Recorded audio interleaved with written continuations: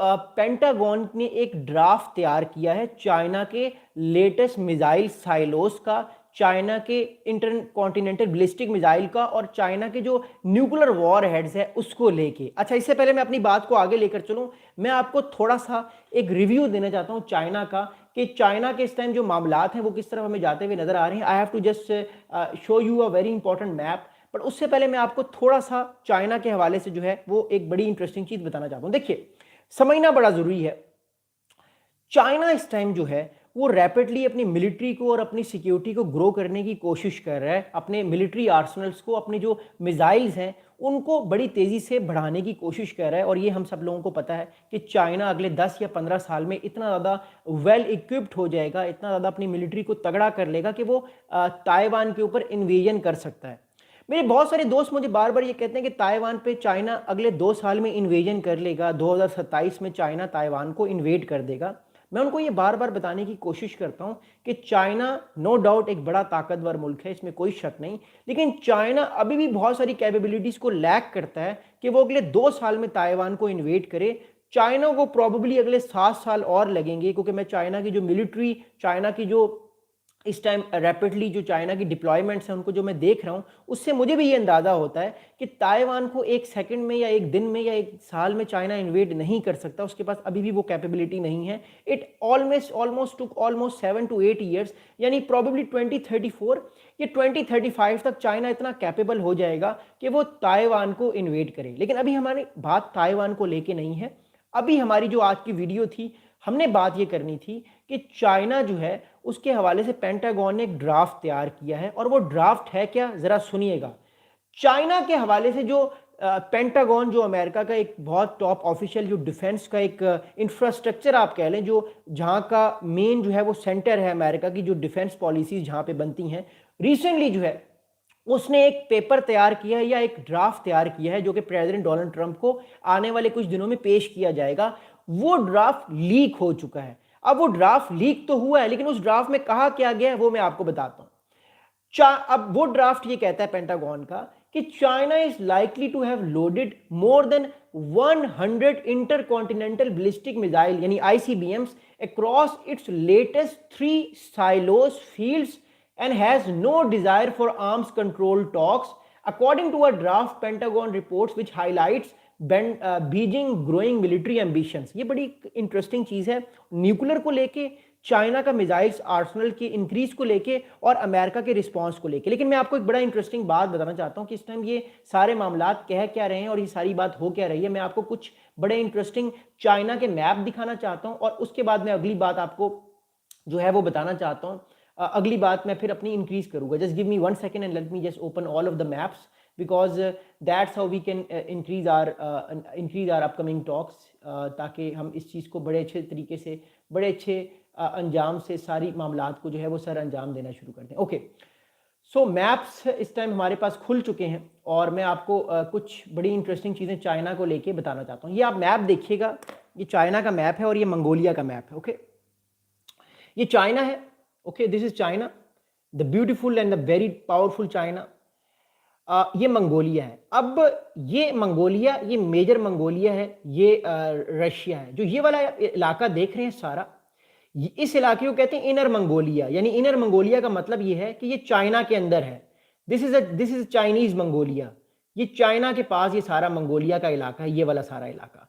अब पेंटागन ये रिपोर्ट कर रहा है कि चाइना मंगोलिया के पास वाले इलाके में अपने जो मिसाइल साइलोज हैं वो बना रहा है। साइलोज का मतलब ये होता है वो मिसाइल जो वो मिसाइल साइट्स जो कि जमीन के नीचे ऐसी जगहों पे रखी गई होती हैं ताकि अगर कोई न्यूक्लियर अटैक हो जाए तो वो उस अटैक को सरवाइव करके सेकंड स्ट्राइक कर सके। सो साइलोज उसे कहते हैं। तो चाइना ने जमीन के नीचे कुछ ऐसी न्यूक्लियर या मिसाइल साइट्स बनाई हुई हैं मंगोलिया के पास, यानी इनर मंगोलिया में, जहां से चाइना पे अगर कोई अटैक होता है तो चाइना उस अटैक को स्ट्राइक बैक कर सकता है। ये इस टाइम पेंटागन कह रहा है। अच्छा, इससे बात मैं आपको एक अगला बड़ा इंटरेस्टिंग मैप दिखाना चाहता हूं चाइना को लेके। अब ये एक और बड़ा इंटरेस्टिंग मैप है चाइना का। ये बेसिकली कुछ चाइना की मेजर मिसाइल साइट्स हैं जो हम देख रहे हैं। कुछ मिसाइल साइट्स बीजिंग के पास हैं, कुछ मिसाइल साइट्स नॉर्थ कोरिया के पास हैं और कुछ मिसाइल साइट्स आप देख रहे हैं ये मंगोलिया के पास हैं।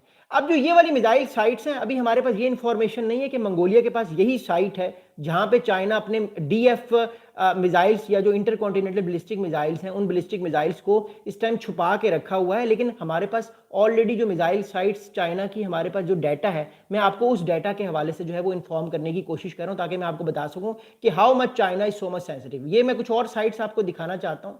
ये मंगोलिया है, okay, this is what Mongolia is, and just give me 1 second, yes, ये मंगोलिया आप देख रहे हैं इस टाइम, ओके। और ये चाइना की कुछ साइट्स हैं जो हमारे पास, और कुछ साइट्स हमारे पास एक और मैप में आई हुई हैं। अब मैं ये नहीं कह सकता या कोई भी ये नहीं कह सकता कि जो मैं आपको मैप पे साइट्स दिखा रहा हूँ इन्हीं साइट्स मिलिट्री या मिसाइल साइलोस की साइट्स पर चाइना ने अपने नए मिसाइल्स जो हैं वो छुपाए हुए हैं या डिप्लॉय किए हुए हैं। बट जो इन्फॉर्मेशन हमारे पास है उसके मुताबिक मंगोलिया के जो पास वाला सारा इलाका है, जो कि इनर मंगोलिया है, जो कि इस जगह पर आता है, यहाँ पर चाइना ने अपने नए मिसाइल जो हैं वो चाइना ने छुपाए हुए हैं या चाइना ने डिप्लॉय किए हुए हैं। ऑब्वियसली छुपाना तो एक गलत वर्ड होगा, डिप्लॉयमेंट ज़्यादा बेटर वर्ड होगा, क्योंकि चाइना पर जब कोई अटैक होगा आने वाले टाइम पे, जब भी वो अटैक करेगा अमेरिका पे, तो उस पर बाउंस बैक तो होगा। तो उस अटैक को सर्वाइव करने के बाद कैसे चाइना जो है वो अपने एनिमीज़ के खिलाफ एक्शन ले सकता है आने वाले कुछ दिनों में, तो ये बेसिकली ये बात ये कहती है। एनीवेज, अगली बात मैं आपको बताना चाहता हूँ सारे मामले में, इट इज़ वेरी इंटरेस्टिंग। अब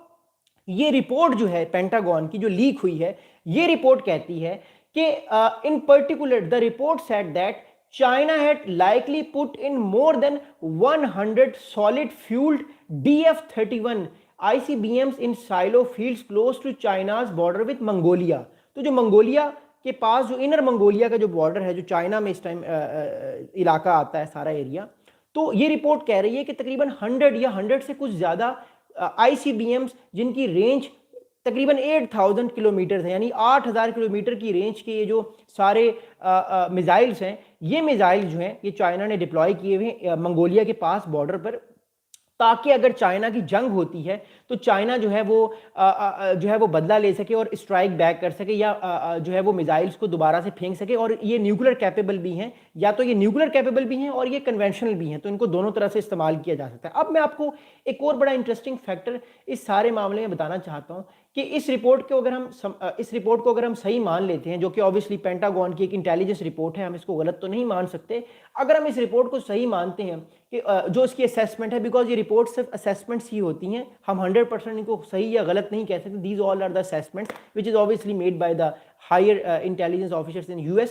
बट अगली बात मैं आपको समझाना चाहता हूँ इस सारे मामले में। अब इसको देखिएगा, अब ये मंगोलिया है, ये चाइना है। अब इस रिपोर्ट के मुताबिक ये वाला जो सारा एरिया है, इस सारे एरिया में कहीं भी किसी भी जगह पे चाइना ने अपने मोर देन 100 जो है वो ballistic missiles, intercontinental ballistic missile ICBMs, जो एक जगह से दूसरी जगह जा सकते हैं, उनको डिप्लॉय किया हुआ है। तो इसका मतलब ये है कि अगर कल को चाइना की जंग होती है तो जापान, ओकिनावा, इसके अलावा फिलीपींस, ताइवान और जो साउथ चाइना सी के मेजर इलाके हैं जहां पे अमेरिकन अपनी डिप्लॉयमेंट्स कर सकते हैं, जहां पे ऑस्ट्रेलियंस अपनी डिप्लॉयमेंट्स कर सकते हैं, जापानीज हो गए, साउथ कोरियंस हो गए, जो अपनी डिप्लॉयमेंट कर सकते हैं, वो सारी की सारी डिप्लॉयमेंट्स को चाइना, जो इस टाइम चाइना है, वो उनको तबाह कर सकता है सेकंड स्ट्राइक में, या इवन फर्स्ट स्ट्राइक में भी उनको तबाह कर सकता है। इससे हमें ये चीज़ समझ आती है कि चाइना जो है उसका जो इस टाइम मिलिट्री बिल्डअप है, वो मिलिट्री बिल्डअप और ज़्यादा तेजी से बढ़ता हुआ नजर आ रहा है। तो that's a very interesting thing. अगर हम इस सारे मामले को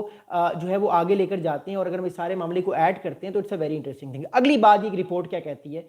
अब ये रिपोर्ट कह रही है कि चाइना के पास इस टाइम जो वेपन्स हैं या जो न्यूक्लियर वेपन्स हैं, उनकी जो कुल तादाद है, जो कुल नंबर है, वो 600 से कम है। यानी ये 2024 का नंबर है अमेरिकन के पास। जो रिपोर्ट अभी लीक हुई है उसके मुताबिक 2024 तक, पिछले साल तक, चाइना के पास जो न्यूक्लियर वेपन्स या न्यूक्लियर वॉरहेड्स का नंबर था वो 600 से कम का था। लेकिन 2030 में चाइना के पास 1000 न्यूक्लियर वॉरहेड्स आ जाएंगे, जिसमें शॉर्ट रेंज यानी टैक्टिकल भी हैं और स्ट्रेटेजिक भी हैं, यानी जो पूरे पूरे शहरों को तबाह कर देते हैं। तो चाइना अगले 5 साल में, अभी तो चाइना के पास जो नंबर है वो 600 से कम है, but in the next 5 years it will almost close to या may be very capable to make at least 1000 nuclear weapons. तो चाइना अपना जो न्यूक्लियर आर्सेनल है वो भी बढ़ा रहा है।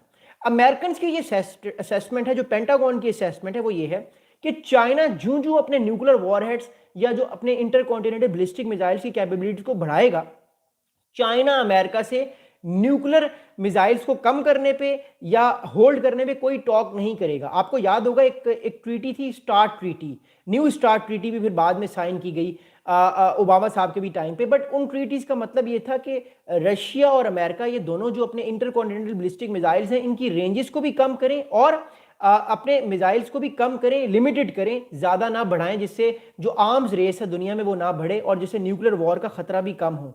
अब अमेरिकन यही चाहते हैं कि चाइना भी अमेरिका से न्यू स्टार्ट या जो स्टार्ट ट्रीटी है, न्यूक्लियर स्टार्ट ट्रीटी है, उस तरह की या आर्म्स ट्रीटी है, कोई इस तरह की ट्रीटी करे। लेकिन अमेरिकन की असेसमेंट है कि चाइनीज अभी फिलहाल मूड में नहीं है अमेरिका के साथ कि वो किसी भी तरह के आईसीबीएम्स या किसी भी तरह के जो आर्म्स की ट्रीटी है, जो स्ट्रेटेजिक आर्म्स की ट्रीटी है, कोई इस तरह की ट्रीटी की जाए। तो ये अमेरिकन की इस टाइम जो है वो हमें असेसमेंट नजर आ रही है। बट वील सी के आने वाले दिनों में चीजें किस तरफ हमें जाती हुई नजर आएंगी। फिलहाल अमेरिकन की असेसमेंट चाइना को लेकर बहुत ज्यादा हम कह सकते हैं स्केप्टिकल है and they are watching them very very closely. Anyways, अगली बात सुनिएगा। अब इस सारे मामले को जब हम थोड़ा सा आगे लेकर चलते हैं तो हमें एक चीज समझ आती है कि अमेरिका इन सारे मामलात का जो रिस्पॉन्स है वो भी बड़ा एग्रेसिवली दे रहा है। पहली बात ये, अमेरिका ने जो है वो डिसाइड किया है कि वो अपने डिपार्टमेंट ऑफ डिफेंस का नाम चेंज करके डिपार्टमेंट ऑफ वॉर कर देगा। अमेरिका को जो पॉस्चर है वॉर का या जो स्ट्रेटजी का जो पॉस्चर है वो अब आपको एग्रेसिव होता हुआ दिखाई देगा। पहली बात तो ये।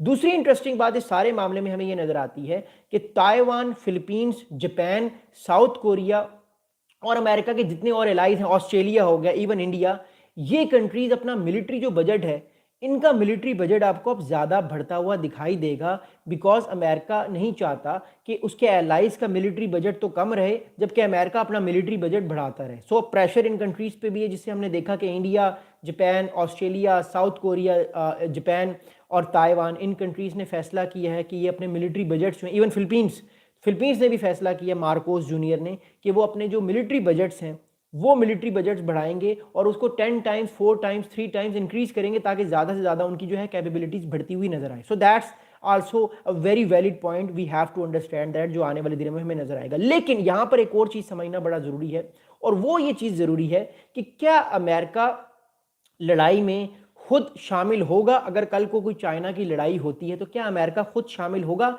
अमेरिका शामिल होगा, क्योंकि इस टाइम अमेरिका की तरफ से जो पॉस्चर दिया जा रहा है खासतौर पे चाइना को लेके, अमेरिका शामिल होगा। लेकिन यहाँ पर एक और बात समझना बड़ा ज़रूरी है कि 3 दिन पहले जापान की तरफ से एक स्टेटमेंट आता है, वो बड़ा इंटरेस्टिंग स्टेटमेंट है। वो स्टेटमेंट क्या आता है? जापान के प्राइम मिनिस्टर ऑफिस की तरफ से, जो सनाई टकाची जो प्राइम मिनिस्टर हैं, उनके एक बड़े क्लोज एलाई जिन्होंने अपना नाम नहीं बताया, उन्होंने एक न्यूज़ मीडिया आउटलेट को एक इंटरव्यू दिया, कैजुअली एक बात कर दी कि जापान न्यूक्लियर ऑप्शन के बारे में भी सोच सकता है, यानी जापान न्यूक्लियर वेपन्स बना सकता है। जिसके बाद नॉर्थ कोरिया की तरफ से बड़ा सख्त बयान आया, चाइना की तरफ से बड़ा सख्त बयान आया, फिर अमेरिका ने भी कहा कि नहीं, ऐसा तो कुछ भी नहीं है। जापान जो है वो जो नॉन प्रोलिफरेशन जो ट्रीटी है उसको जो है वो जो उसकी सारी जो है वो क्लॉजेस को मानता है, वो न्यूक्लियर ऑप्शन की तरफ नहीं जाएगा। लेकिन एक तरह से फिर सनाई टकाची जो प्राइम मिनिस्टर है जापान की, उन्होंने भी रीअफर्म किया कि ऐसा कुछ भी नहीं है। लेकिन ये खबर उनके ऑफिस से लीक हुई, इसका मतलब ये है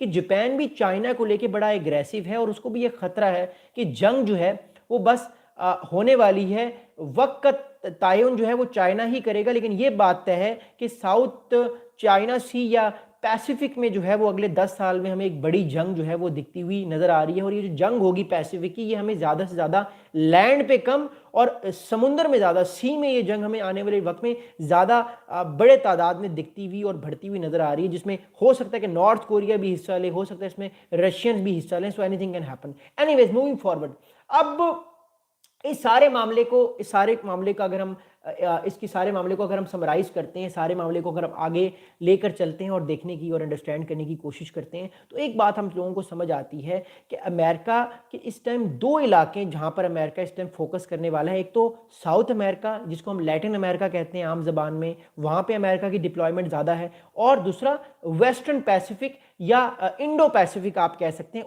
इन 2 मेजर इलाकों में अमेरिका की प्रेजेंस ज़्यादा है। और अमेरिका खुद भी ये रीअफर्म करना चाहता है अपने एलाइज के साथ कि वो भी अपने जो वेपन्स हैं या वो भी जो डिफेंस उनके इक्विपमेंट्स हैं उसके ऊपर पैसे ज़्यादा खर्च करें, अपने जीडीपी के मेजर हिस्से पर ज़्यादा पैसे लगाएं, वरना जिस तरह रशिया ने यूक्रेन पर हमला किया, कल को चाइना भी हमला कर लेगा और अमेरिका कुछ नहीं कर सकता। ये अमेरिका इस तरह का एक पॉस्चर अपने दोस्तों को, अपने एलाइज को देने की कोशिश कर रहा है। But we all know that कि China is very different from Russia.